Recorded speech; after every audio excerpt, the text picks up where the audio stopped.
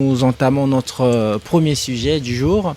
Prince Epenge, il y a eu plusieurs voix dissonantes. Vous en faites d'ailleurs partie, vous de l'opposition. Il y a eu plusieurs voix dissonantes après la publication par la CENI du projet de loi portant répartition de sièges. Le rassemblement de députés nationaux du Katanga, par exemple, a déploré dans une déclaration faite devant la presse ce qu'il qualifie de réduction sensible et injustifiée de près de 500 000 enrôlés dans les Hauts-Lomami en 2023 comparativement au nombre d'enrôlés en 2018. Selon vous, cette crise des confiances entre les parties prenantes au processus électoral requiert quelle solution pour aboutir aux élections inclusives, transparentes et apaisées? Merci Moses, journaliste. Ça fait presque 2 ans que nous débattons de cette question des élections, en particulier de la transparence de celle-ci. Nous, au sein de la coalition Lamuka, avec le président Ely Martin Fayulu, au sein de mon parti des Congo, c'est depuis le mois de juin 2019 que le président Ely Martin Fayulu et la MOCA, nous avions fait une proposition de sortie de crise. Et au centre de cette proposition, nous disions que Félix Tshisekedi a été nommé par Kabila. C'est un pouvoir mal acquis. Nous n'allons pas déchirer le pays pour cela. Qu'il continue à diriger. On dit qu'on reconnaît... On s'est repéré un bon arbre par ses fruits. Et aujourd'hui, les Congolais ont les fruits de l'arbre Félix. Ils peuvent en juger de même. Mais nous préconisions déjà, nous suggérons qu'il y ait des réformes, principalement de la Commission électorale nationale indépendante. Nous disions que si vous lisez l'exposé des motifs de notre Constitution, il dit que depuis 1960, date de l'accession de notre pays à la souveraineté internationale, notre pays n'a connu que des crises. Et l'origine de ces crises, c'est la contestation de la légitimité des institutions ainsi que de leurs animateurs. Ça, c'est l'exposé des motifs qu'il est dit dans cette constitution de Sun City. Et fort de cet appel à la conscience, nous disons, pour mettre fin à cette crise de légitimité, à la contestation des institutions, parce que en 60, Mobutu avait fait son premier coup d'État au mois d'août, en 65, son deuxième coup d'État. Le reste des élections organisées par Mobutu étaient des mascarades. Moussa Kabila est arrivé par une rébellion. Joseph Kabila est arrivé par une nomination, une succession quasi monarchique, parce qu'on ne sait pas pourquoi Joseph Kabila a remplacé Kabila le père sur base de quelles lois. C'est comme si c'était dans une monarchie. Des élections organisées par Kabila 2006 et 2011, c'était des élections frauduleuses. D'ailleurs, ceci nous a conduit à marcher chaque jeudi. Je l'ai rappelé dernièrement, quand on nous a gazé ici, lors de notre sit-in le jeudi passé, quand on a arrêté mes membres de la DD Congo ici à Béatrice Hotel, et quand la police était venue avec des armes qu'on appelle non létales, des tasers, où on déverse la décharge électrique sur vos corps. D'ailleurs, notre ami Merlin Vumvo est gravement malade à l'hôpital. Il a fallu que la police s'est quand même bien comportée lors de votre dernière manifestation. Si la police s'était bien comportée, on n'aurait pas de blessés. Je vous dis que la police avait compris, avait changé de tactique. Comme la fois passée, notre compatriote qui a à toute responsabilité dénoncé la violence qu'il y a eu les 13, les 20 mai, lors de notre marche, où on a failli même violer les femmes, tabasser les enfants, blesser des journalistes, avec les machettes du Force du Progrès de l'IDPS accompagné de la police avec des machettes aussi. Ici, les jeudis, la police a amené des tasers. Vous connaissez ces armes-là, non? Absolument. Ça a tué beaucoup de Noirs américains aux États-Unis. C'est-à-dire qu'on vient, on vous déverse la décharge électrique. Alors, pour ceux qui ont des maladies cardiovasculaires, c'est dangereux.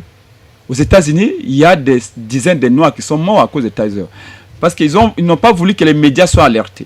Vous voyez, les gens tombaient, vous ne comprenez pas, mais la police a poursuivi ces gens, comment ils sont tombés. Donc ils avaient refusé d'utiliser les gaz lacrymogènes, mais utilisaient une arme beaucoup plus grave, c'est qui est les Taser. Et ça, on a répertorié ça, on a déposé devant les ONG des droits de l'homme. Parce que beaucoup de gens sont tombés et jusqu'aujourd'hui sont des hôpitaux. Rapidement, revenons à la question. Donc, nous voulions mettre fin à cette crise de légitimité. Raison pour laquelle vous avez... En quoi faisant? Bien sûr, en demandant la transparence des élections.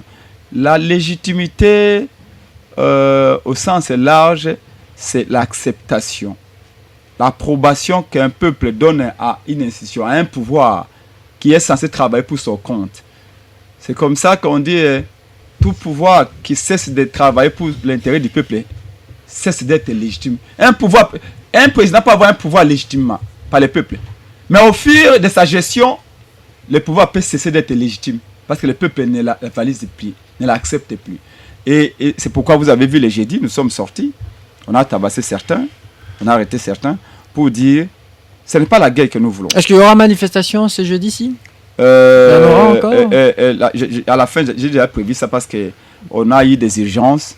Le président Lee Martin Fayulu en ce moment est aux États-Unis d'Amérique. Parce que vous parliez de manifestations tous les jeudis. Oui, bien sûr. Et entre-temps, nous avons programmé un meeting pour le 17 juin au terrain Sainte-Thérèse. On vient d'enlever, vous savez que vous avez vu vos camarades comme Jali Kilumande de Ouragan, vous avez vu Actualité.cd et d'autres journaux, même votre ami Flavien, vous avez vu que d'après les services de renseignement, Salomon Escandela, qui vient d'être enlevé. On en parle dans notre deuxième thématique. Prince Epenge, l'exercice légal, Olivier Kamtatou et notre ami, l'autre membre de Matata, plutôt de Katumbi, nous devions être enlevés. Et parmi les 4 qui devaient être enlevés, Salomon est déjà enlevé. Peut-être que les prochains, c'est Prince Epenge, c'est l'exercice. Revenons à la question. Rapidement, vous chutez parce que la parole doit tourner. Ouais. Je disais que la confirmation, tout à l'heure, dès que je termine ici, nous allons à Réunion, parce que le président Lee Martin Fayulu est parti dans un voyage de toute urgence au nom de tous les amis de la résistance aux États-Unis. Il a été invité par les Américains. De l'autre côté, Salomon Escandela a été enlevé hier à l'aéroport d'Njili. Et pendant qu'on est en train de soustraire ces combattants-là au combat, est-ce qu'on doit maintenir les sit-ins de demain? Donc là, nous pensons qu'il faut d'abord suivre la question de Mike Mukebai, de l'autre et tout ça, et puis les sit-ins, on peut mettre même la et donc, par rapport à la question, vous vouliez un cadre de concertation entre parties prenantes au processus électoral pour finalement mettre fin à la crise de confiance qui a élu domicile. Merci beaucoup, et je vais résumer et pour cette relance. Ce que nous exigeons, vous le savez, les Congolais le savent, la transparence du processus. Concrètement, qu'est-ce que nous voulons immédiatement là? Kadima a enrôlé les électeurs. Quand il commence l'opération d'enrôlement des électeurs, la structure qui s'occupe des élections au sein de la MOUCA, qu'on appelle la coordination des opérations électorales de la MOUCA. Dernièrement, vous étiez invité lors de notre déclaration avec Jean-Félix Senga. On a posé une simple question à Nanga. Vous êtes en train d'enrôler les électeurs. Et là, au début des opérations d'enrôlement, Nanga, pouvez-vous nous donner votre cahier de charges? Vous étiez parti acheter des machines auprès de Meru System. Dites-nous combien de machines avez-vous acheté? Kadima nous dit, il ne sait pas. On a posé la question à Kadima. Pas un document écrit. Kadima nous a répondu qu'il ne sait pas. Nous posons la question, mais M. Kadima, dites-nous, comment c'est vous qui avez acheté des machines? Mais les machines se retrouvent au Kassai, entre les mains des individus, qui enrôlent les familles dans les salons. Les cas d'élection se retrouvent à Bagata, au Bandundu. Les machines se retrouvent au Katanga. Un camion, une Jeep a fait un accident à 15 km de Chikapa. On a retrouvé des machines et des cas d'électeurs. À l'Équateur, la même chose. Est-ce que pouvez-vous nous expliquer comment les machines d'enrôlement et d'autres objets de la CENI se retrouvent entre les mains des individus? Kadima nous répond en disant, écoutez, je ne sais pas, mais je laisse à la justice de faire son travail. On a dit non, c'est une réponse vague. C'est vous qui avez acheté des machines. Dites-nous au moins combien de machines. Si vous avez acheté 1000 machines, dites-nous c'est 1000. Si vous avez acheté 100 machines, dites-nous que c'est 100 machines. Jusqu'aujourd'hui, Kadima dit, il ne sait pas. Et on ne peut pas faire plus parce que Kadima ne veut pas nous dire exactement. Il faut qu'il nous donne les cahiers de charges. pour acheter des machines. C'est lui qui a conclu les contrats. C'est lui qui est allé là-bas. Merci. Alors, donc nous exigeons, c'est là. On a dit à Kadima, comme le fichier est là, il n'y a pas de problème. Nous, la Mouka et Fayoulou, nous sommes déterminés à aller aux élections. Mais même si vous avez soif, papa, même si vous avez soif, même si vous venez de traverser le désert de Sahara et que vous avez soif, si on vous donne de l'eau empoisonnée, vous n'allez pas la boire. Nous disons à Kadima, le fichier est là. Maintenant, nous voulons qu'on puisse auditer le fichier par des experts neutres, internationaux, pas des individus, mais des maisons reconnues pour les expertises. Ça veut dire Kadima, ça qui nous dit, non, c'est le travail de la CENI va faire elle-même. Et qu'est-ce qu'il fait? Il va amener une de ses copines avec laquelle il travaillait à EISA, parce que Kadima est sorti de EISA, je me rappelle à l'époque où il nous invitait ici. Merci, Prince Pengue. L'institution sud-africaine qui s'occupe des civils des élections. On amène cette copine-là qui vient ici, qui nous dit, nous avons audité les fichiers, on a écarté 3 millions. Comment vous avez écarté 3 millions? Kadima lui-même avait accepté quand nous lui avions posé la question au sein de Coel. La question des enfants enrôlés, des mineurs enrôlés, Kadima avait dit oui, il reconnaissait que les mineurs sont enrôlés. Il y a eu quand même nettoyage de fichiers électoraux. Oui, mais nettoyage... Des doublons et des mineurs. S'il vous plaît, qui a nettoyé? On vous redonne la parole. Non, merci Prince Pengue. Qui a nettoyé? Il y a eu des experts électoraux. Il y a eu des experts électoraux internationaux. C'est nous qui sommes des parties prenantes. C'est nous qui avons la compétition, papa. C'est nous qui avons la compétition de avoir confiance. Vous avez il y a eu audit extérieur du fichier électoral de la CENI. Qui et comment? Je vous redonne la parole, Prince Pengue. On dit qu'il faut que les parties prenantes soient là. L'opposition, la majorité, la société civile et les experts. Comme ce fut en 2018. Voilà. Et qu'on voit exactement si c'est vrai, on a enlevé les enfants ou pas. C'est Kadima qui nous informe qu'on a enlevé les enfants. Quelle confiance nous avons à Kadima pour que nous puissions lui donner cette confiance aveugle, comme de l'argent comptant, on dit que Kadima est Dieu, on fait confiance en Dieu, donc Kadima peut faire tout ce qu'il fait, nous avons confiance en lui. Non, Kadima, depuis le début, on a des doutes sur lui. S'il veut que les choses aillent vite, qu'il soit transparent, qu'il nous dise, voilà, Fayoulou amener vos délégués, opposition amener vos délégués, majorité amener vos délégués, société civile amener vos délégués. Merci. Les auditeurs sont là, voilà, les fichiers est là, contrôlez les fichiers. La parole est tournée, Prince Pengue. Merci. Je vous redonne la parole, Prince Pengue. Chris Molongia, vous êtes analyste politique.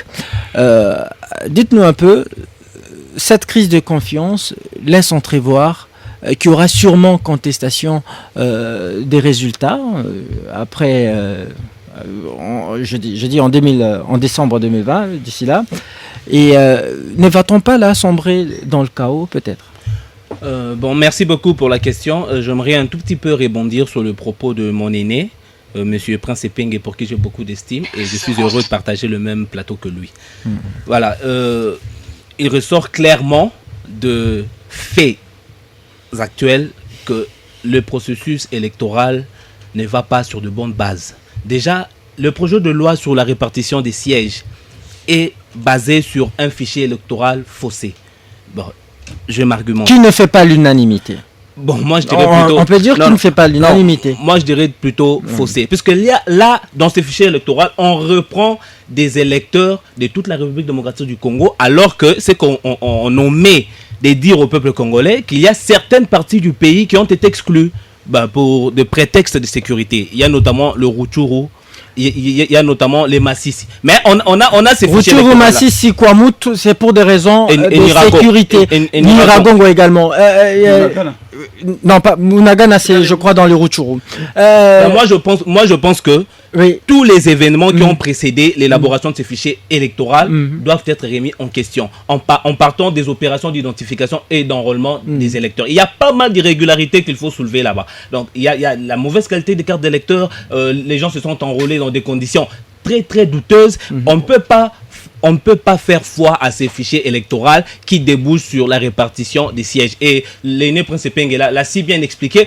Mais les élections, organiser des élections n'est pas une chasse gardée de la CENI. Non, ce n'est pas son apanage. La CENI ne doit pas prendre des décisions en toute discrétion parce qu'un processus électoral se veut d'être crédible et transparent. Mais lorsque le parti prenante recuse déjà l'arbitre qui se trouve être la CENI. Mais comment voulez-vous avoir des élections transparentes? Mais comment voulez-vous qu'on n'aboutisse pas à une crise d'illégitimité? Comment voulez-vous qu'on n'ait pas une crise post-électorale? Parlons de l'audit du fichier électoral. Mais pour moi, c'est étonnant, c'est inadmissible qu'en 2023, la CENI est à son 4e cycle électoral. On ne devrait pas s'attendre que la CENI patauge dans l'organisation. Non, elle devrait déjà arriver à sa maturité. Mais la CENI confie l'audit externe du fichier électoral à 5 individus.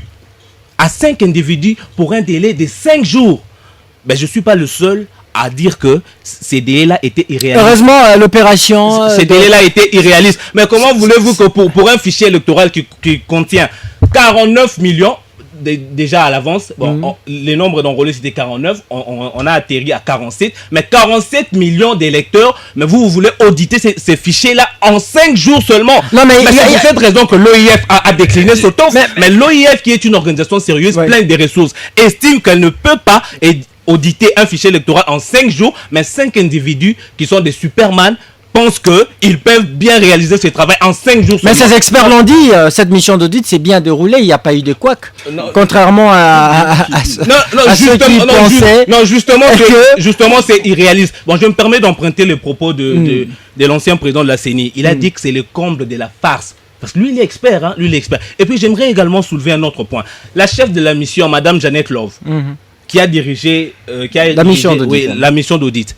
Ben, elle est devenue vice-présidente de la commission électorale de l'Afrique du Sud seulement en 2018. Non, elle n'a que, je crois, 5 ans d'expérience. Seulement 5 ans.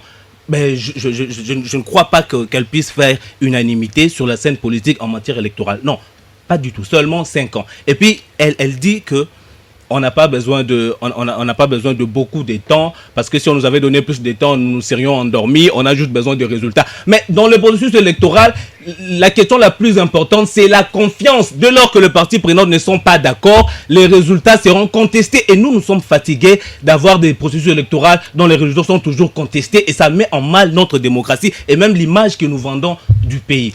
Et autre chose, vous trouvez-vous normal que pendant la période des opérations d'identification, que des kits électoraux se trouvent entre les mains des individus qui ne sont pas préposés à la CENI, qui ne travaillent même pas à la CENI, mais on les attrape, on les surprend avec des kits électoraux, ils enrôlent des gens dans leur propre maison, mais tous ces gens-là sont enregistrés dans le fichier électoral, mais on ne nous dit pas 5 millions d'électeurs ont été rayés, mais comment on a pu trouver ces nombres-là, on ne sait pas.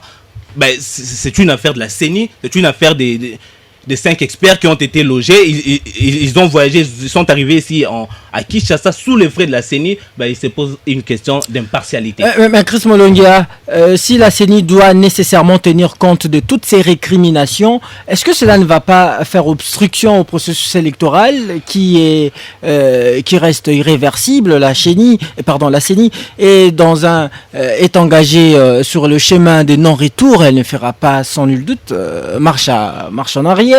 Il y aura bientôt là la convocation du corps électoral au mois de juin. Ouais, justement, monsieur le journaliste, comme je le disais tantôt, les processus électoraux doivent être assis sur la confiance. Il faut que toutes les parties prenantes se sentent sereines d'aller aux élections pour éviter des crises post-électorales, et notre pays est passé maître en cette matière-là. On ne peut pas, sous prétexte de respecter rigoureusement, mais d'ailleurs en 2018, les élections ont été reportées, non?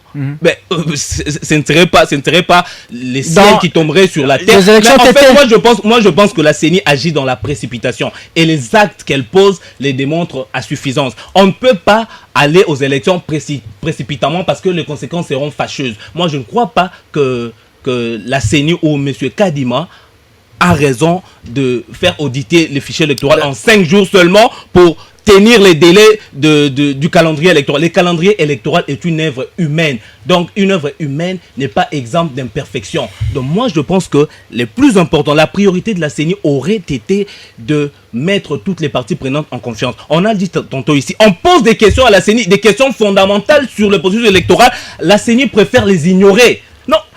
Et aussi, autre chose, il faut rappeler que les élections ne sont pas un cadeau que la CENI offre au peuple congolais, ou même que ce régime offre au peuple congolais. Non, c'est un droit constitutionnel. On a le droit de désigner les gens qui vont nous diriger. Alors, ce n'est pas quelqu'un ou un bureau de la CENI du haut de sa tour d'ivoire qui dit non, écoutez, je vais vous donner des élections dans telles conditions ou à tel délai. Ça ne se passe pas. En 2018, vous avez dit il y a eu un report d'élections, mais il faut une précision, il y a une nuance. Il y a eu report dans les zones en conflit. Par exemple, à Yumbi, où il y avait de guerre interethnique. Je parlais du à Beni, où il y avait l'Ebola. Mais actuellement, parlons un peu. Je parlais du report pour souligner qu'il serait préférable de modifier ce calendrier électoral que d'entamer la qualité des prochaines élections qu'on va avoir. Donc, parce que là, les animateurs... Vous suggérez donc le glissement?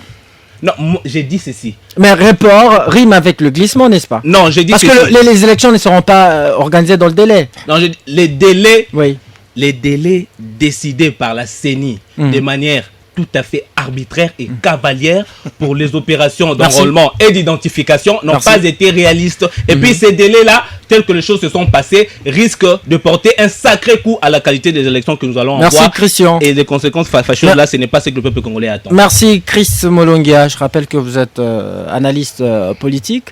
Maître Yannick Ouvumbi, vous êtes cadre de l'ARCN, parti membre de l'Union Sacrée, et dont le président national est Justin Bitakwira. Alors pourquoi la CENI fait fi de réclamations de parties prenantes au processus électoral? N'est-ce pas qu'elle donne l'impression d'être une caisse de résonance du pouvoir? Bon, Moses, merci pour la question. Permettez-moi d'abord de connaître mon ami ici de gauche. Il est de quel parti? Il est analyste indépendant. Analyste politique. Il doit avoir le courage de dire qu'il est dans l'opposition. C'est pas un péché, frère. Il faut dire directement que vous êtes dans l'opposition. Là, je suis en train de mettre mon opinion. S'il vous plaît. Alors, commençons par le commencement, parce que vous avez laissé mon ami parler des choses. Moi, pour des raisons d'hygiène mentale, il y a certaines choses que je ne peux pas laisser ici. Votre invité a dit que Kabila avait nommé Tshisekedi. Mais à l'époque, Kabila était président. Le président de la République, conformément au droit administratif congolais, il lui nomme par voie d'ordonnance. Il vous a brandi l'ordonnance nommant Tshisekedi comme président de la République. Et en droit électoral congolais, le président ne peut pas être nommé, il doit être élu. Ce sont des petites choses qu'il faut maîtriser. Mais en même temps, puisqu'il a parlé de l'enlèvement du conseil spécial de Moïse Katumbi, bon, je comprends, ce n'est pas un juriste. Je ne sais pas s'il comprend ce que c'est un enlèvement. Quelle différence lui il fait entre enlèvement. Nous avons parlé à l'introduction, dans la thématique, nous on a parlé de l'arrestation et de l'interpellation. Vous l'avez laissé parler, laissez-moi balayer tout de suite là. Mais en même temps, je dénonce les comportements des cadres d'ensemble. Vous voyez toute cette mobilisation autour des Salomon. Mais il y a notre ami, notre aîné, Moukebaï qui est là. Katumbi n'a jamais tweeté. Martin Fayulu n'a jamais tweeté. Matata n'a jamais tweeté. Mais pourquoi seulement Salomon? Je comprends certains journalistes et certains politiques, semble-t-il, et ces messieurs qui envoient des 3, 4 000 $. Mais les autres leaders, on semble ne pas reconnaître les combats de Moukebaï. C'est ridicule à ce niveau. Et ce n'est pas bien. Je dénonce ce comportement. Donc je dis que ce n'était pas un enlèvement, c'était une arrestation. Quoique au niveau de la forme, moi je ne suis pas... Une arrestation brutale. Oui, j'ai bien parlé de l'arrestation brutale. Donc je ne suis pas d'accord avec cette manière de faire les choses et je la condamne. Bon, après avoir suivi mes deux co-débatteurs, je crois que le peuple a directement compris. Très souvent, on reproche à notre opposition d'être trop superficiel, de ne pas être dans la profondeur. Et vous avez vu le premier invité que vous avez accordé la parole, j'ai eu même pitié. Qu'est-ce qu'il a dit en réalité?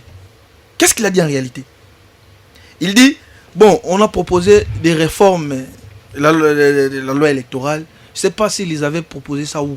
Parce que la Mouka a des députés au niveau de l'Assemblée nationale. Nous avons tous suivi les débats. Quel est ce député-là qui a fait ne serait-ce une proposition? C'était qui? Et bien, de toutes les façons, même s'ils avaient fait la proposition, qu'est-ce qu'on reproche à cette loi? C'est en fait ça le vrai débat. Qu'est-ce qu'on reproche à cette loi électorale? D'abord, commençons par là. Qu'est-ce qu'on reproche à cette loi électorale? Il ne vous dira pas, on dit on a fait des réformes. Mais vous avez fait des réformes où? Dans votre chambre?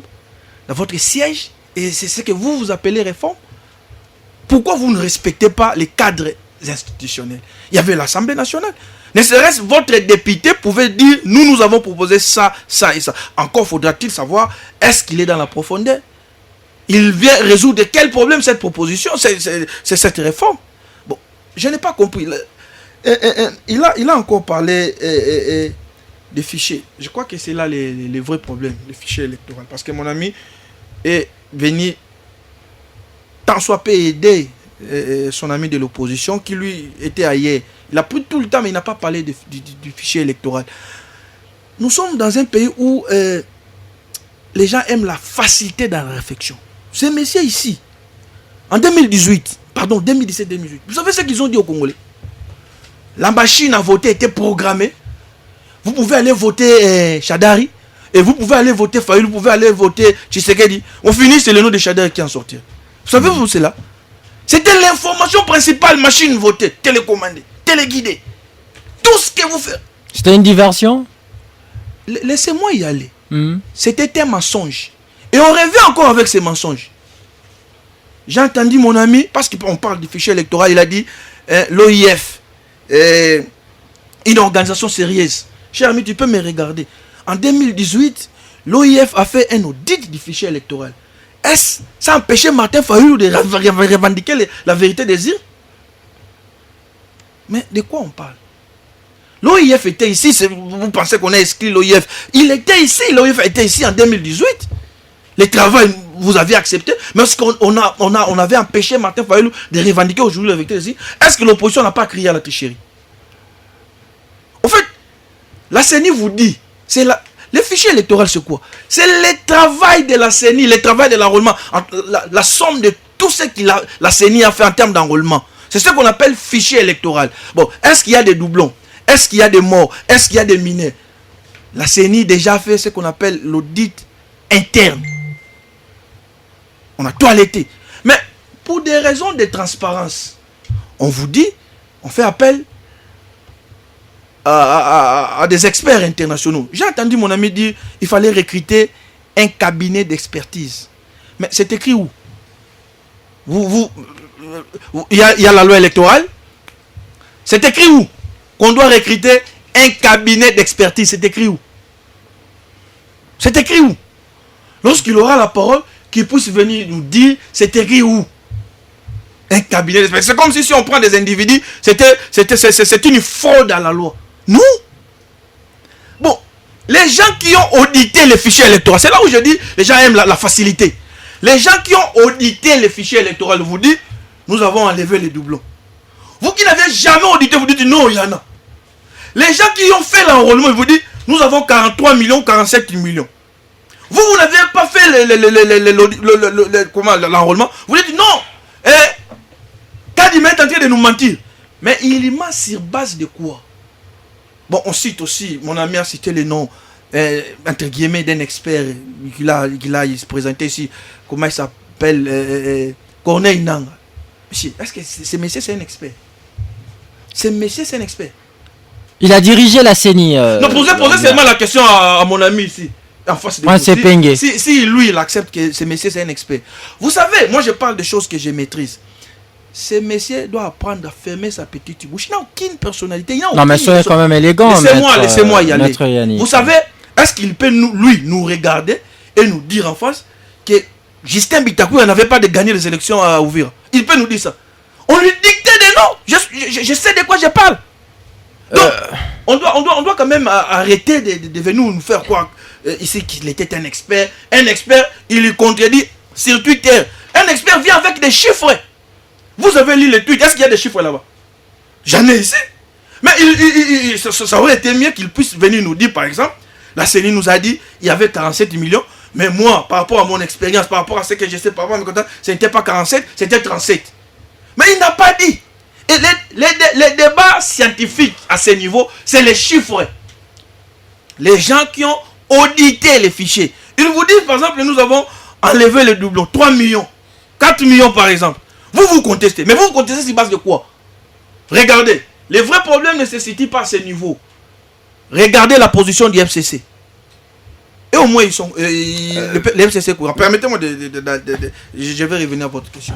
Les FCC vous dit, pour nous, tous ces processus ne nous concernent pas parce qu'il faut réformer la Cour constitutionnelle. Et c'est même ça la demande de la Mouka, je ne sais pas comment on les appelle, bloc de Lubumbashi. Katumbi, quand vous lisez les communiqués finaux de Lubumbashi, revoir la composition de la Cour constitutionnelle. Déjà, comme juriste, je me pose la question, c'est quoi les mécanismes juridiques au jour d'aujourd'hui pour réviser la composition de la Cour Maître Yannick, pourquoi la CENI refuse-t-elle de prendre en compte toutes ces réclamations de parties prenantes? Les réclamations doivent être fondées. Je ne crois pas que la CENI refuse, mais dites-moi, c'est quoi la réclamation que la CENI doit prendre en compte? Vous êtes journaliste sérieux. Dites-moi, c'est quoi? Laquelle? Je l'ai dit ici, après la publication du projet de loi portant répartition des sièges, il y a eu plusieurs voix dissonantes, notamment le député du Katanga qui exige le fait qu'il y a une réduction sensible et injustifiée de nombre de près de 500 000 enrôlés dans les Hauts-Lomami. Vous êtes intelligent. Si par exemple dans les Hauts-Lomami, si par exemple dans les Hauts-Lomami, les acteurs politiques n'ont pas bien fait le travail, c'est lui de mobiliser la population à aller s'enrôler. La CENI va faire quoi? Vous êtes un intellectuel. Maintenant, si cette question, la CENI va faire quoi? Parce que la CENI ne va plus réenrôler, la CENI ne va plus faire ce travail-là. On a enrôlé, le nombre est disponible. Tout le monde sait à Hauts-Lomami, on a enrôlé tel.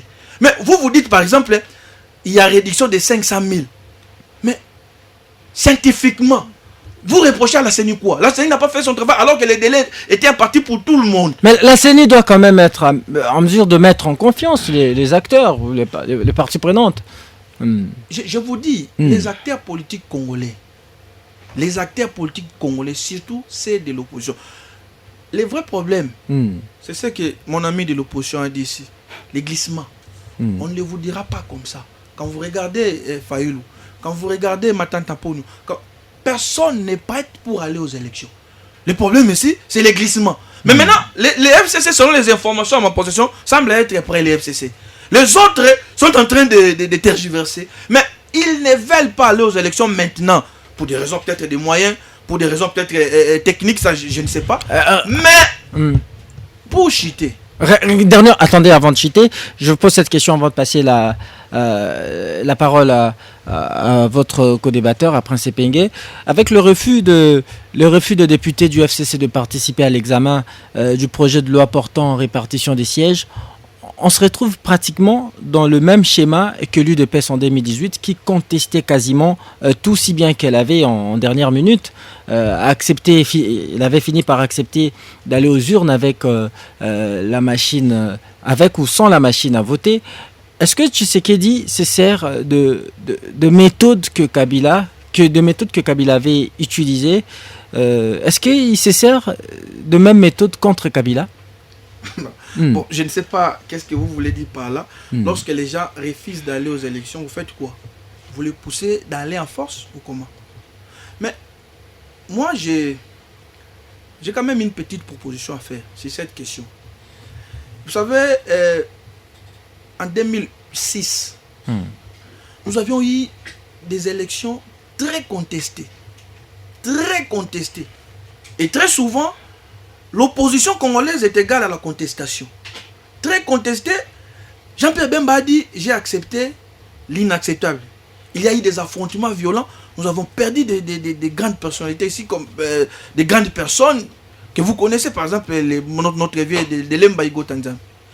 En 2011, nous avons vu un candidat président s'autoproclamer président de la République. En 2018, ça c'est vraiment ma position propre. Hein. En 2018, vous avez vu quelqu'un jusqu'aujourd'hui, il se réclame toujours président Eli. Président Eli. Président Eli. Mais est-ce qu'il faut continuer comme ça?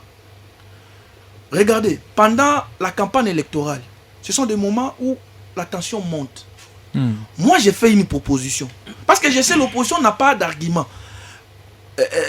L'opposition veut se victimiser pour rien. Mais moi, j'ai fait cette proposition. Parce que maintenant, il y a des blocs qui se dégagent.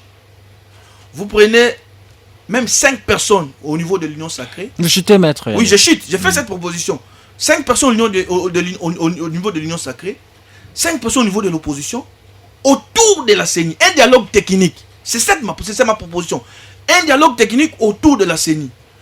Vous, l'opposition, qu'est-ce que vous reprochez à ces fichiers électoraux?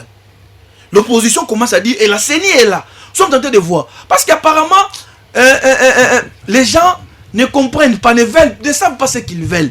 Alors moi je propose ce dialogue technique, que nous ne trouvons pas dans une sorte de dialogue politique. Un dialogue technique autour de la CENI qui ne peut durer que ce dialogue ne peut durer que 2-3 jours.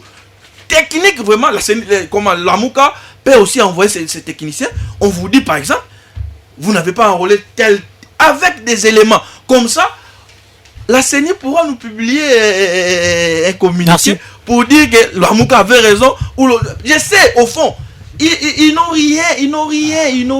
L'opposition et le pouvoir, la majorité, ils ont des délégués au Parlement. Je crois que le meilleur cadre pour débattre, l'opposition ne veut pas de ça. Voilà pourquoi moi j'ai dit un dialogue technique autour de la CENI. Vous savez, l'erreur, c'est pour apaiser les esprits. Si nous allons aux élections avec ces climats, vous connaissez, moi j'ai fait une étude là-dessus.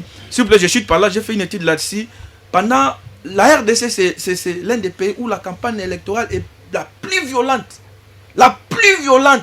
Si vous citez 5 pays africains où la campagne électorale est la plus violente, il y a toujours des morts dans chaque campagne électorale. Merci. Vous citez aussi le nom de la RDC. Merci. Alors, il va falloir faire un choix. Moi, je propose, en tout cas, ça peut ou ne pas être accepté par l'autre camp, mais j'ai fait cette proposition. Ce n'est même pas la proposition de l'Union Sacrée. Ce n'est même pas la proposition de mon parti politique. C'est ma propre proposition. Un dialogue technique autour de la CENI pour que l'opposition puisse nous dire pourquoi vous refusez ces fichiers. Pourquoi vous refusez la loi portant répartition des sièges. Merci Maître Yannick Vumbi. Prince Epenge, vous avez 3 minutes pour cette deuxième prise de parole. On a passé le temps, nous devons aller en pause. Comment répondez-vous à votre co-débatteur, Maître Yannick, qui vous suggère sa suggestion de tout à l'heure, vous l'avez suivi, hein, il veut une expertise technique entre les deux camps, celui de l'opposition et du pouvoir, sur le fichier électoral. Bon, je constate que mon co-débatteur, comment il s'appelle encore, Yannick Vumbi. Yannick s'est mêlé les pinceaux et s'est contredit. Il dit que nos revendications ne tiennent pas debout. Mais donc la CENI doit recourir à la stratégie du chien à boire, la caravane passe. Mais entre-temps, il dit non, mais faisons un cadre où les experts de l'opposition, de la résistance seront là, ceux de la majorité seront là. Il dit quelque part, il reconnaît qu'il y a des vrais problèmes. Et le problème que nous posons, le problème est clair. Lisez la Constitution. Vous êtes juriste, je crois qu'avocat aussi. La Constitution dit que la CENI est une institution d'appui à la démocratie. La CENI, messieurs, est notée, c'est extrêmement important. La CENI n'a pas une volonté propre. La CENI ne travaille pas pour elle-même. La CENI est là pour faciliter le peuple à opérer un choix de ses dirigeants. Et dans cette logique-là, la CENI se doit d'être aussi transparente que possible. Quand nous disons qu'il faut envoyer les experts de l'opposition, de la majorité et de la société civile, avec les experts qui viendront des institutions crédibles pour auditer les fichiers. Pourquoi Kadima a peur de cela? Vous pensez qu'on a une CENI inféodée? Non. Est-ce que vraiment c'est à moi Epenge qui a été arrêté pour avoir marché contre cette CENI que vous devez poser cette question? À un moment donné ici, la MOUCA, IDPS, les peuples congolais, nous avons marché contre Malonda pour demander que Malonda parte. Quand ils étaient encore dans leur alliance avec Kabila, enfin, ils sont toujours avec Kabila, Félix est toujours ensemble avec Kabila. Dites-moi, pourquoi l'IDPS était sorti contre Malonda? Parce qu'on doutait de la neutralité de Malonda, non? Mais quand nous, la MOUCA nous sortait pour dire que Kadima ne nous inspire pas confiance, on nous qualifie de fous. Vous trouvez ça normal? En 2011, Prince Epenge. En parlant de Ronsard Malonda, il faut rappeler les auditeurs, c'est un expert qui a été dont la candidature devrait être portée au sommet, à la tête de la CENI. En 2011, moi-même Prince Epenge, Jacques Chabani, Augustin Kabouya, Peter Kazadi, Martin Fayoulou, Félix Tshisekedi, Pierre-Jacques Chaloupa, Franck Diongo et d'autres opposants que vous connaissez. Nous marchons ici, on avait intitulé ça Jeudi Choc, pour exiger à ce qu'on puisse savoir, qu'on puisse voir ce qui est dans les serveurs centrales, ce que je peux qualifier de fichiers électoraux, qu'on sache le nombre d'enrôlés. À l'époque, souvenez-vous, on avait dit que chez moi, à Lodja, on avait enrôlé les enfants par Lambert Mende. Souvenez-vous, en 2011.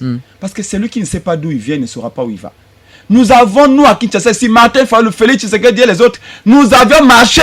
Etienne Tshisekedi Bamouloumba avait dit, vous devez marcher pour qu'on ait un consensus sur le fichier électoral. Qu'on sache on a roulé qui, comment, dans quelles conditions et il y en a combien. Mais aujourd'hui, quand nous marchons pour dire que nous voulons auditer les fichiers électoraux ensemble, dans un cadre consensuel, l'IDP se dit que vous êtes des fous. Ça dit que Papa Etienne Tshisekedi Bamouloumba était fou en 2011 quand il réclamait d'auditer les fichiers électoraux en 2011. On n'a pas dit que vous êtes des fous. Yannick, on vous a pas traité de fou. On dit que nous sommes, Chilombo vient de dire que Fayulu ne sait pas ce qu'il veut, les opposants ne savent pas ce qu'ils veulent. C'est-à-dire que son père ne savait pas ce qu'il voulait en 2011 quand il marchait. Lui-même, Félix, qui a marché avec nous, ne savait pas pourquoi il marchait en 2011. Vous voyez comment les hommes changent vite. C'est pourquoi, aujourd'hui, hier, j'étais dans une conférence. Vous chutez Prince Epenge. J'étais invité par l'Icopadel avec Dr Sonji à Lemba pour animer une conférence. J'étais un des orateurs à Lemba. Hier, Dr Sonji, qui est un des compagnons, Dr Sonji avait marché depuis 74 contre Marshal Mobutu. Il m'a dit que mon fils, nous sommes dans un régime qui qualifie de néo-kabylisme. En fait, Félix Tshisekedi recourt à toutes les recettes de Kabila et il en profite pour régner maintenant. C'est pourquoi je dis que on ne peut pas dire que Félix Tshisekedi est un dictateur. Parce qu'un dictateur a une certaine élégance. Vous voyez Kadhafi, Mobutu, ils avaient un peu de la retenue parfois. Ici, nous sommes dans un régime qui fait du banditisme. Ce n'est pas une dictature.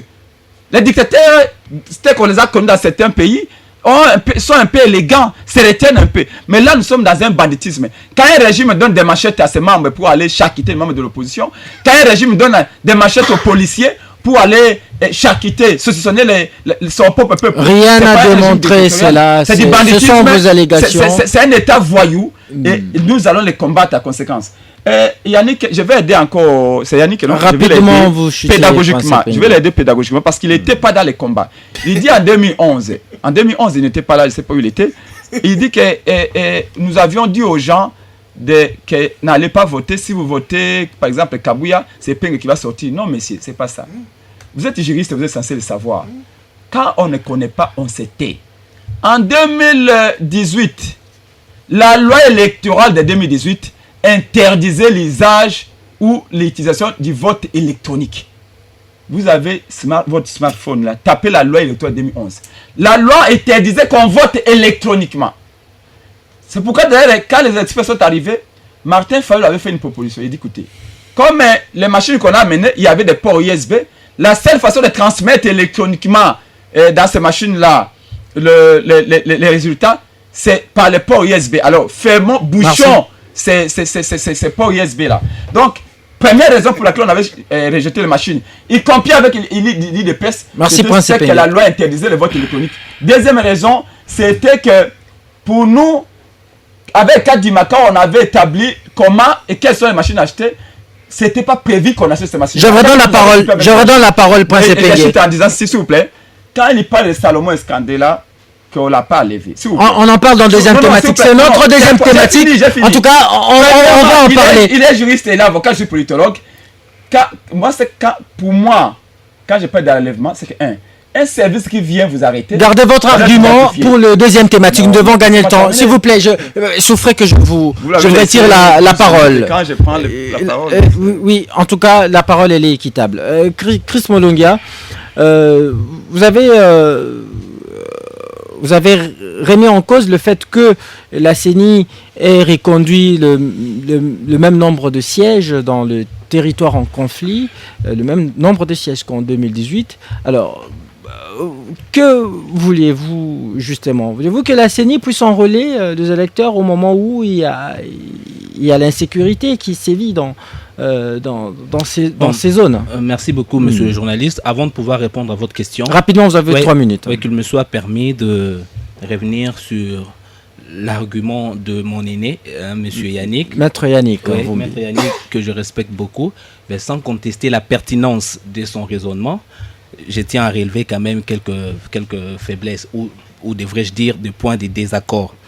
Il a parlé de fichier électoral. En 2018, l'OIF avait audité les fichiers électoraux, mais ça n'avait pas empêché Martin Fayulu de crier à Aux fraudes électorales. Oui, à la fraude, pardon. Voilà. Ouais. Mais j'aimerais souligner une chose. L'OIF ou n'importe quel expert qui audite un fichier électoral au cours d'un processus électoral n'organise pas les élections et il ne garantit pas la crédibilité. Donc l'OIF ne vient pas pour garantir la crédibilité des résultats. Et puis l'audit d'un fichier électoral, excusez-moi, ce n'est qu'une seule étape dans le processus électoral. Encore faudra-t-il transmettre les résultats. Encore faudra-t-il publier bureau de vote par bureau de vote. Ce n'est pas un simple audit qui va garantir. Non. Mais si Martin Fayulu avait contesté les résultats des élections de 2018, cela n'a rien à voir avec l'audit du fichier électoral. En fait, nous, on demande au président de l'opposition, demander au président Kadima de faire auditer. Vous avez compris, nous, l'opposition. De faire auditer. L'opposition, il n'a pas dit nous. Il a dit nous. Il a mentionné l'opposition. Mais moi, je ne pas. Les présidents ont demandé au président de la CENI de faire auditer le fichier électoral par une institution crédible qui inspire confiance. C'est tout. On ne disait pas que si le fichier électoral est audité par tel ou tel, il n'y aura pas de... Non, ça, c'était pas la question. Mais comment on peut faire auditer un fichier électoral par 5 individus? Bon, c'est vrai, ils ont des compétences, mais écoutez, si l'OIF avait édité ce fichier électoral, ça aurait été beaucoup plus crédible. Et puis, il a soulevé un autre point.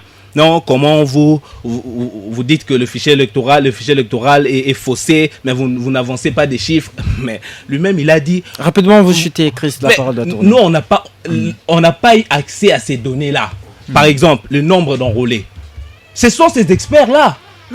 Mais vous dites...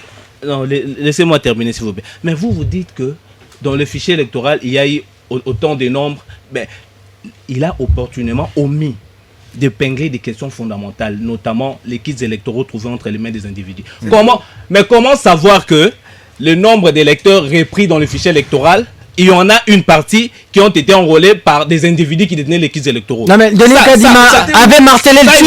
Toutes ces questions, la CENI a traité sur ces questions. Il y a eu... Non mais le président Denis Kadima l'a avoué. Il a reconnu.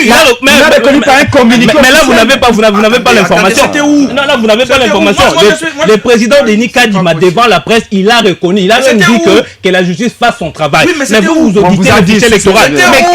Mais le nombre de personnes... La CENI, Denis Kadima l'avait bien dit. Il avait souligné que tous les fichiers qui n'étaient pas repérés dans sa base des données n'étaient pas pris en compte, notamment les kits électoraux. Mais en parlant du fichier électoral, ça se résume à une seule question, la question des confiances et des transparences. Mais il reproche à l'opposition de ne pas utiliser, s'il vous plaît, les voies institutionnelles. Mais lui, tout à l'heure, il a fait une proposition, mais on n'est pas au Parlement. Maître Yannick. Les élections, c'est pas seulement pour la politique. Maître Yannick, vous répondez rapidement à votre co-débatteur. Nous allons marquer une je comprends. En fait, la CENI ne cogère pas les élections avec l'opposition. Ça, vous devez les retenir. Donc, vous n'êtes pas obligé, vous, d'aller auditer avec la CENI ou avec les experts électoraux les fichiers électoraux, vous l'opposition. Mais il y a eu l'audit interne en 2018. Non, ce n'est pas ça la question. A participé à l'audit. Il y a eu le parti prenante au processus électoral. La société civile. Ce n'est pas une obligation légale. La CENI ne cogère pas. La CENI... Mon ami, il dit on a retrouvé les kits électoraux. C'était où? Ils sont sérieux. Ce sont les ragots des réseaux sociaux. Non, on a vu sur les réseaux sociaux. Denis Kadima, il a même communiqué. Attendez, moi je l'ai encore suivi. Denis Kadima a communiqué sur cela. Il a démenti ces informations. C'était où? Mais laissez-moi y aller. Laissez-moi y aller. C'était où? Vous êtes journaliste, c'était où? En allant vers Bandundu. C'était les ragots des réseaux sociaux.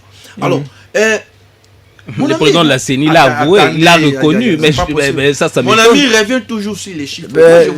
Denis Kadima serait peut-être revenu sur ce propos qui... Vous avez dit ici, c'est un fichier électoral faussé. Mais sur base de quoi? Sur base de quel élément? C'est ça, j'ai dit, vous êtes dans la facilité. Donc, c'est en fait ça l'opposition congolaise. Vous allez voir Martin Fayulu, par exemple, dire c'est un fichier électoral corrompu. Mais sur base de quoi? Sur base des faits. Quand vous envoyez les enfants, attendez. Quand vous envoyez les mineurs, allez-y, le régime était en train de donner des machettes aux gens, tout ça. Merci. vous avez dit qu'il n'y a pas de problème, mais moi j'ai une vidéo ici, je peux même l'envoyer, où Martin Fayulu est en train de demander à ses militants de caillasser les policiers. Là, c'est aussi responsable. Vous n'avez jamais condamné ça, monsieur. C'est ça, c'est la CENI. Aïe, c'est pas possible. Non, pas de la CENI. Tu t'es peur. Non, pas de la CENI. Merci, maître Yannick. Pas de la CENI. C'est pas la CENI. Permettez-moi de chuter. Ton co-débatteur. Allez-y, vous n'avez pas la parole. Allez-y rapidement. Je donne 10 secondes. Je donne 10 secondes. Je reviens sur la question du fichier électoral. Donc, vous ne pouvez pas dire au jour d'aujourd'hui qu'on a un fichier électoral corrompu si vous n'avez aucun élément. On a fait l'audit du fichier électoral interne. On a enlevé les doublons. Il y a eu l'audit du fichier externe. On a enlevé. Mais sur base de quoi vous continuez à dire que c'est un fichier électoral corrompu? Vous n'avez aucun élément. Les experts, selon eux, n'inspirent pas confiance. La mission d'audit n'expire pas en confiance. Et même les délais, C'est ça que je ne comprends pas. Le délai imparti était trop court. Et puis le fichier électoral a reconduit les éléments de 2018. Allez-y. Le président Lasseni a opiné sur la question. Je ne peux plus revenir. Vous n'avez pas opiné sur la question. Merci. Donc, je crois. Vous voyez mon ami ici. Apparemment, il n'a même pas préparé l'émission. Merci, maître Yannick. Je vous retire la parole. Les chiffres. Je vous retire la parole, maître Yannick. Vous n'avez plus la parole. Vous n'avez plus la parole. Nous prenons notre pause, s'il vous plaît, maître Yannick. Je vous retire la parole et on va rapidement lire le message de le retour et avant de dire un mot sur notre deuxième thématique.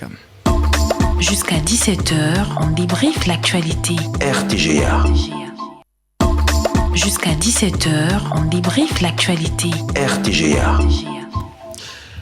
Et voilà, nous sommes de retour dans ces studios bleu-blanc de RTGA FM. Nous n'avons plus assez de temps, mais on va quand même dire un mot avant de lire le message des auditeurs. On va dire un mot sur notre deuxième thématique. Je rappelle que je suis avec Prince Epenge.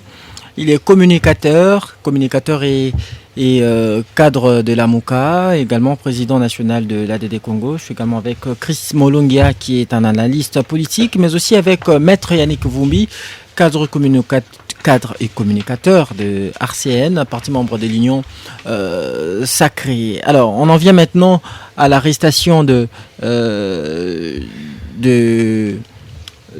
Salomon Kalonda, proche collaborateur de Moïse Katumbi.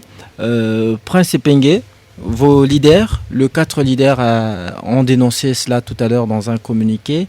Ils fustigent le fait qu'il y ait une énième interpellation brutale dans leur rang d'un membre de l'opposition. Et après Mike Mukebai, c'est Salomon. Et qu'est-ce que vous en dites? D'ailleurs, est-ce que savez-vous exactement où il se trouve? Non, on ne sait pas. C'est comme ça que j'ai parlé d'un enlèvement. Quand on vient arrêter quelqu'un régulièrement, vous connaissez les services qui viennent arrêter. À la limite, vous pouvez même connaître la cause pour laquelle on l'arrête. Ou alors, on envoie une convocation. Et là, pendant que quelqu'un s'apprête à embarquer, monter dans un avion, qui a un service inconnu. Quand on l'a arrêté, vous avez remarqué qu'il y avait même la garde républicaine là, les agents de la DGM. Est-ce que cette vidéo est authentique? Parce qu'on n'a pas vu. La vidéo est authentique. On n'a pas vu. On n'a pas vu le visage de Salomon. Je suis aussi président de la commission communication des manifestations de toute l'opposition. Et vous le savez, c'est moi qui vous invite. Et donc, je sais de quoi je parle. Alors, quand je disais ici, mon frère ici, comment il s'appelle encore? Maître Yannick Vumbi. Yannick Vumbi. Vous faites exprès ou quoi? Non. Vous débattez toujours avec lui dans cette émission. Non, excusez-moi. Il dit que non, c'est pas un enlèvement. Mais vous l'avez posé la question. Vous êtes juriste. Si c'est pas un enlèvement, c'est quoi? L'idiot arrestation. Non, quand on parle d'une arrestation, la procédure est respectée. Vous venez comme ça, comme Epenge là. Merci. Les services qui viennent m'arrêter, vous ne les connaissez pas. La cause, vous ne connaissez pas. Où est-ce qu'on m'amène, vous ne connaissez pas. Merci, Prince Epenge. Vous dites on n'en a plus de temps. Donc pour nous, ici, je dénonce au nom de la coalition La MOUCA de mon parti de Congo. Vous savez, Prince Epenge, vous n'avez plus la parole. On n'a plus de temps de lire le message des auditeurs, s'il vous plaît. On a arrêté Mike Mukeba. On a prévu d'arrêter Prince Epenge, d'arrêter les courses légales, les poches de Fayulu et les poches de Katumbi. Chris Molongia. Toi, en garde les services. Est-ce que vous n'avez plus la parole, Prince Epenge? S'il vous plaît, vous n'avez plus la parole. Donnez-leur l'adresse. Chris Molongia, on n'aura pas peur. Nous irons vers les combats jusqu'au bout. Dites-nous. Merci beaucoup. De quoi reproche-t-on à Salomon? Il y a le communicateur de l'Union Sacrée qui dit qu'il aurait détenu un passeport belge alors qu'il possède également une carte d'électeur. Mais il n'y a pas une communication officielle là-dessus. D'entrée de jeu, vous n'avez pas ce temps. Le flou qui plane sur son arrestation dénote d'une grave irrégularité, parce que la Constitution, en son article 18, dispose que toute personne arrêtée doit être immédiatement informée des motifs de son arrestation et toute accusation portée contre elle dans la langue qu'elle comprend. Mais comment expliquer que quelqu'un qui a été arrêté ne sait pas pourquoi il a été arrêté? D'ailleurs, Moïse Katoum qui était présent, des gens qui étaient présents à l'aéroport au moment de son arrestation ne savent pas comment il a été arrêté. Et moi aussi je suis juriste, et je le rappelle à monsieur Yannick, quand on arrête quelqu'un, on présente un mandat d'amener. Bon, on commence par un mandat de comparution, et lorsque les faits sont graves, on présente un mandat d'amener. Bon, comme tout ça n'a pas été observé, il y a une grave irrégularité. Moi, je n'entre pas dans les fonds, je ne sais pas ce qu'on lui reproche. Merci. Maître Yannick Vumbi, on termine avec vous. Bon, déjà, mon ami, il n'a pas l'obligation de connaître mon nom ou de retenir mon nom, c'est pas grave, il veut jouer. Lui, c'est toujours comme ça. Vous n'avez pas ce temps, vous avez moins d'une minute. Attendez. Errare humanum est superior in errare. Et cette façon de faire n'éternit pas l'image du chef de l'État. Laissez-moi quand même parler. Oui, allez-y. Parlez devant le micro, s'il vous plaît. On ne peut pas... Vous savez, enlèvement, ça a un contenu en droit. Tu ne peux pas le parler comme si c'était les Français. Allez-y, Maître Yannick. Prince Pengue, vous n'avez pas la parole. Allez-y, ouais. D'abord, au niveau de la forme, moi, je condamne quand même ces mauvaises pratiques. Enlèvement ou pas? Une chose sur laquelle on est d'accord. Laissez-moi y aller, papa. Réponds-nous. Allez-y. Aidez-nous les juristes. On est bon, vous n'avez plus la parole. Vous n'avez pas la parole. Depuis le début au finish, tu n'as rien. Vous épuisez votre temps d'antenne, on va lire les messages. Au niveau de la forme, je condamne ces pratiques tyranniques. En tout cas, je dénonce aussi le fait que il n'y a pas que lui, il y a aussi Moukeba. Pourquoi il n'y a pas... il répond pas à la question. Merci. Laissez-moi parler. Merci. Excusez-moi de vous... Excusez-moi, Maître Yannick. Dites un mot, Maître. Prince Pengue, pour le respect des auditeurs, arrêtez de déranger. Si tu veux apprendre les droits, c'est... Allez-y, on est bon. C'est pas ici, on va te prendre les droits. Oh là, levez ou pas? Bon, merci. Je retire la parole. Mais c'est pas un enlèvement. Il y a une différence entre enlèvement et arrestation. Donc c'est... Mais Maître Yannick, permettez-moi. dites un mot, parce que là... Alors, vous avez posé la question à mon ami si il y a un communicateur... Excusez-moi, Maître Yannick, il y a le réalisateur Ngos Masela qui me signale qu'on n'a plus assez de temps. On va quand même lire 2-3 messages des auditeurs. Pardon, vous avez passé votre temps à répondre à Epenge alors que vous avez épuisé. Salut Moses, moi c'est Serge Lato, je vous écris depuis Djili. Quartier 6, félicitations à messieurs Prince et Ben pour l'analyse, pour l'éclaircissement. C'est pas Ben, c'est Chris. Il y a notre auditeur qui dit la grande famille RTGA, bonsoir. Juste à présenter nos dégoûts de cet avant Kabila égale après Kabila. Rien ne marche, s'il vous plaît, Dieu merci. Maki, c'est depuis Massina. Bonjour RTGA. Est-ce que Prince et Pengue ne voient pas qu'ils ont échoué? C'est ça la population que Prince parle sans personne. C'est Kemichanga au territoire de Mweka. Mweka, c'est encore où, Maître Yannick? Au Kasaï.